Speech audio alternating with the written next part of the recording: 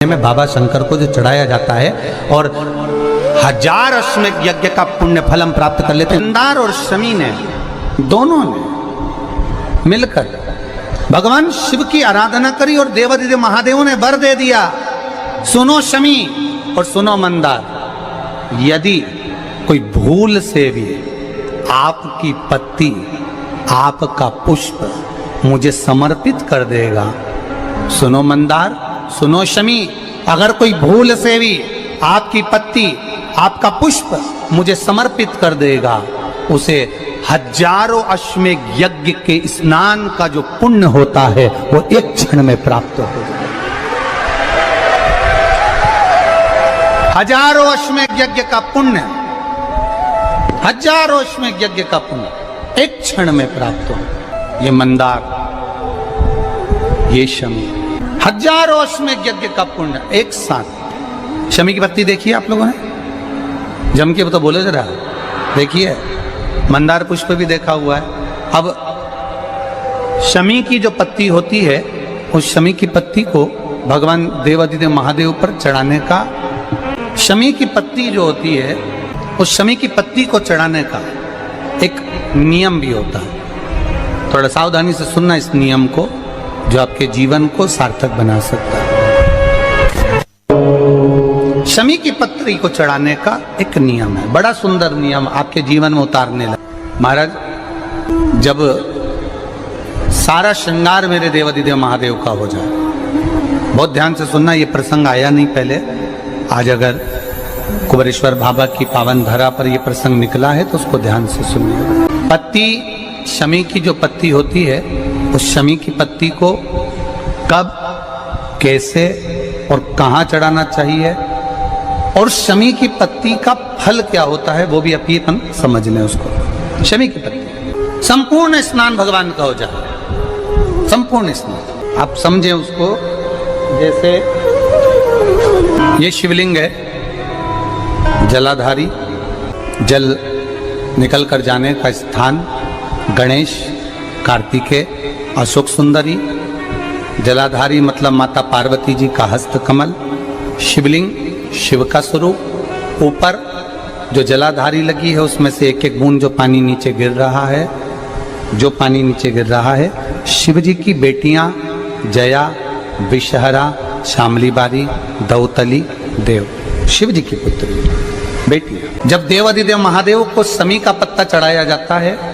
कब चढ़ाते हैं, जब आपने संपूर्ण जलाधारी को हाथ से साफ कर दिया हो, शिवलिंग पर जल चढ़ा दिया हो, शिवलिंग का पूरा श्रृंगार आपने कर दिया हो, संपूर्ण श्रृंगार मेरे देवादिदेव महादेव का हो गया, संपूर्ण श्रृंगार। बाबा को चंदन का लेपन, अबीर, गुलाल, अक्षत,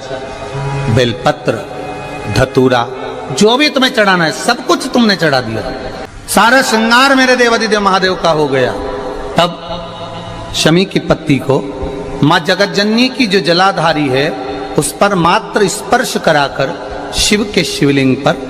आखिरी में समर्पित कर देना चाहिए, जिससे हमारी मन की जो कामना है वह माँ जगत जननी देवादिदेव महादेव से उनके कानों में श्रवण कर। शमी पत्र का एक बात और स्मरण में रहे, शमी पत्र की बहुत एक बात और अपने स्मरण में लीजिएगा। शमी पत्र की जैसे शिवलिंग, जलाधारी और स्थान, जब बहुत ज्यादा मात्रा में दरिद्रता होती है, बहुत ज्यादा मात्रा में बहुत कष्टमय जीवन, जब तुम्हारी चित्त वृत्ति में आए, जब तुम्हारे मन में आए, धन भी नहीं है, पैसा भी नहीं है, बहुत दरिद्रता का जीवन है, बहुत दुखी जीवन है, तब बेलपत्र और शमी पत्र का प्रयोग जरूर करके देखना। प्रैक्टिकल करने में कुछ नहीं जाता, प्रैक्टिकल करने में क्या जाता है, करके देखना। उस समय पर जैसे वो कहते हैं ना कि कोई कहने वाला कह दे कि महाराज जी, वो एक महाराज प्रवचन दे रहे थे और प्रवचन में देते देते देते देते किसी ने, महाराज जी प्रवचन दे रहे थे कि मदिरा का पान नहीं करना चाहिए, नहीं पीना चाहिए, गलत है, नाली में पड़ा होता है, व्यसन में पड़ा होता है, ऐसा पान ना करो। एक महाराज का पेचेन वाला खड़ा हो गया, उसने खड़े होकर कह दिया, ओ महाराज तुम इतनी बड़ी बड़ी बात कर रहे हो, तुम्हारा सगा भाई तो पी के नाली में पड़ा, गटर में पड़ा। महाराज जी को क्रोध नहीं आया, समझ थी। महाराज जी ने कहा भैया देख, मैं भी प्रवचन दे रहा हूँ, मेरा भाई भी प्रवचन दे रहा है, मैं मुंह से समझा रहा हूँ कि पीकर लोग नाली में गिरते हैं, गटर में गिरते हैं, मेरा भाई प्रैक्टिकल करके दिखा रहा है कि मत पिया। प्रैक्टिकल वाली बात है। शमी पत्र, बेलपत्र का एक बार जीवन में प्रैक्टिकल कर कर देखना, प्रैक्टिकल करना। जैसे आपको कहा कि आपका विश्वास अगर पक्का है, भरोसा अगर दृढ़ है, और शंकर के प्रति अगर आपका विश्वास पक्का है, शंकर कह रहे हैं, माँ उमा से, माँ पार्वती से, मेरा महेश कह रहा है, मेरा बाबा भोलेनाथ, मेरा बाबा विश्वनाथ, मेरा त्रिकालदर्शी कैलाशी अविनाशी कह रहा है कि हे पार्वती,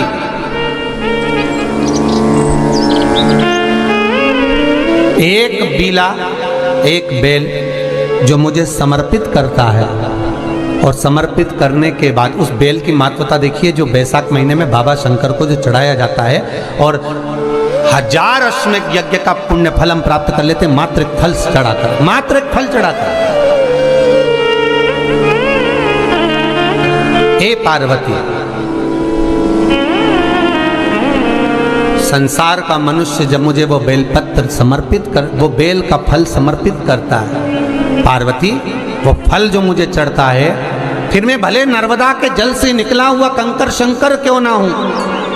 फिर चाहे मैं गंगा के जल से निकला हुआ कंकर शंकर क्यों ना हूं, चाहे फिर मैं यमुना के जल से निकला हुआ कंकर शंकर क्यों ना हूं, चाहे मैं सरयू के जल से निकला हुआ कंकर शंकर क्यों ना हूं, चाहे मंदाकिनी के जल से निकला हुआ कंकर शंकर क्यों ना हूं, ए पार्वती, फिर जो भी शिवलिंग पर वो बेल समर्पित होता है, वो बेल उठाकर जीव अपने कार्य में ले सकता है। ये माँ उमा से कह रहा है। तो उस बेल की महत्वता जानेंगे। अब अपन उस बेल को जानने के लिए वापिस स्कंद पुराण में चले, तो स्कंद पुराण में लिखा हुआ है कि जो बेल बैसाख के महीने में शंकर को चढ़ाया जाता है,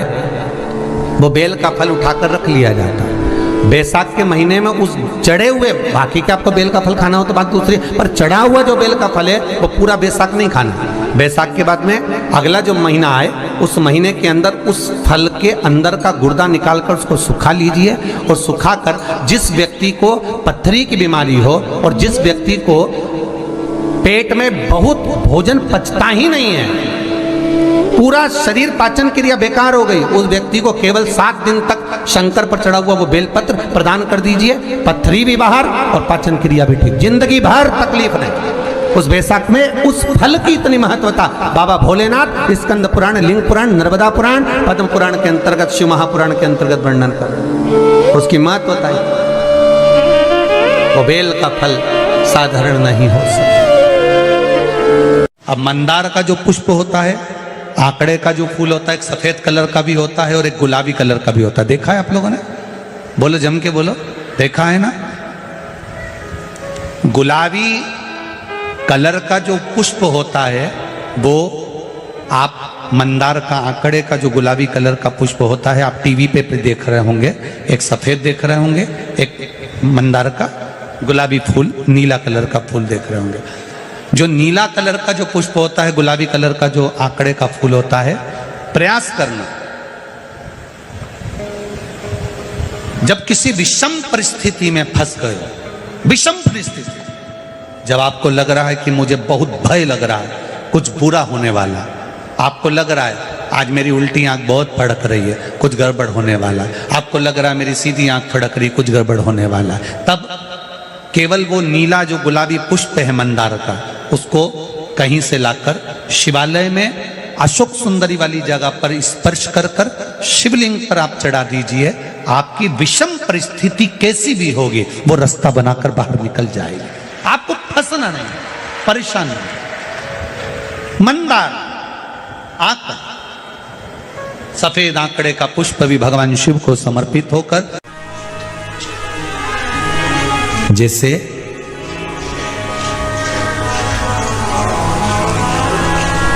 बेले के फल का गुर्दा, बेल का जो फल होता है, बेलपत्री का फल, उसका जैसे गुर्दा,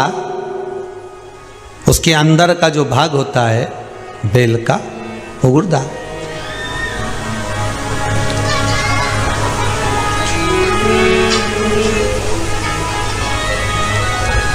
उसको अग्नि में जलाकर उसकी भस्म तैयार कर कर छान कर जब जब आपके यहां विद्वान ब्राह्मण शिव जी का अभिषेक कराते हैं, पूजन कराते हैं, तो उसमें लिखते हैं पूजन के साहित्य में बेलपत्री, धतूरा, दुर्वा, ये उसमें नीचे लिखेंगे भस्म। लिखते कि नहीं लिखते? लिखते हैं ना, भस्म अभिषेक में चाहिए रहती है। तब उस भस्म का थोड़ा सा भी भाग आप अगर शिव को समर्पित कर रहे हो तो ये जान लें कि शंकर मनवांछित फल प्रदान कर रहे हैं, शिव फल प्रदान कर रहे हैं।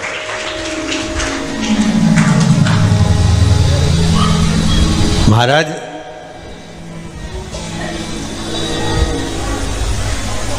बेलपत्री के वृक्ष के नीचे बैठकर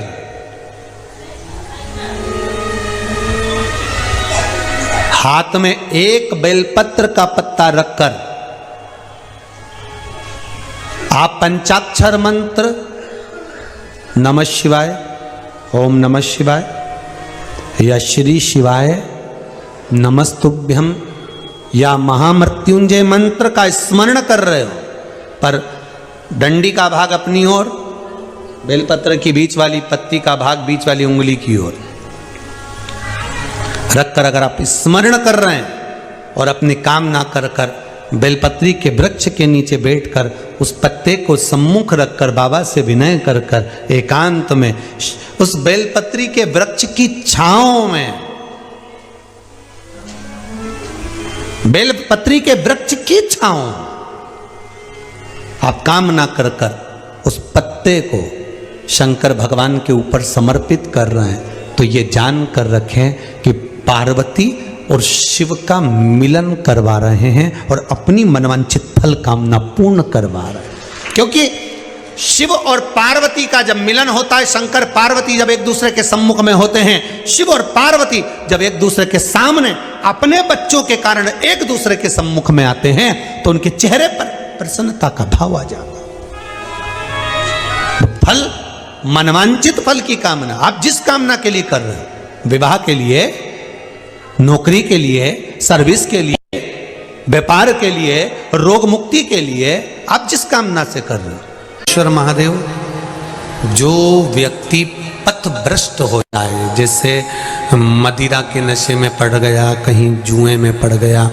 कहीं मांसाहार में पड़ गया, कहीं व्यसन में पड़ गया, कहीं गलत काम में अगर कोई जा रहा है, तो श्रंभेश्वर महादेव के नाम से